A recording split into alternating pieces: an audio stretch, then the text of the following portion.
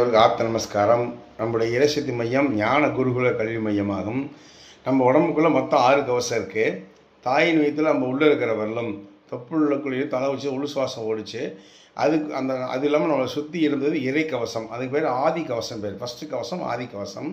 ரெண்டாவது தாய் 10 சுமந்தாங்கல்ல, அதோடைய அம்மாப்போட எண்ணங்கள் ஒரு கவசமாக இருக்குது. அடுத்தது குலதெய்வத்தோட எண்ணாலையில் கவசமாக இருக்குது. இப்போ சென்ற ஜென்மத்துடைய புண்ணியங்களுடைய கவசமாக உடம்புல இருக்குது. குழந்தை பிறந்து வெளியே வந்தவுடன் இப்போ செஞ்சுட்டு இருக்க புண்ணியங்கள் ஒரு கவசமாக இருக்குது. இஷ்ட தெய்வத்தோட எண்ணாலில் கவசமாக இருக்குது. மொத்தம் 6 கவசம். குழந்தை பிறந்து வெளியே வந்தவுடன் தொப்புள்ள அடுத்து முடிச்சு போடணும். அந்த ஆதி கவசம் உங்களுடைய விளைகிறது. அப்போ யாருக்கு ஆதி கவசம் விளைகிறதோ அனைவருக்கும் நவகிரக பாதிப்பு உண்டு.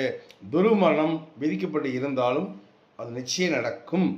நம்முடைய விதிக்கப்பட்ட விதியை மதியம் மாற்ற முடியும். அந்த இதில் ஆதி கவசை எனக்கு கற்றுத்தருகிறோம். அதனால் நவகிரக பாதிப்பு இல்லை, துர்மரணம் வராது. இறைசக்தி மையத்தில் சார்பாக நம்முடைய ஆதி பிரமாசத்தில் கற்றுத்தரப்படுகிறது. சகல சௌபாக்கியம் பெறுக.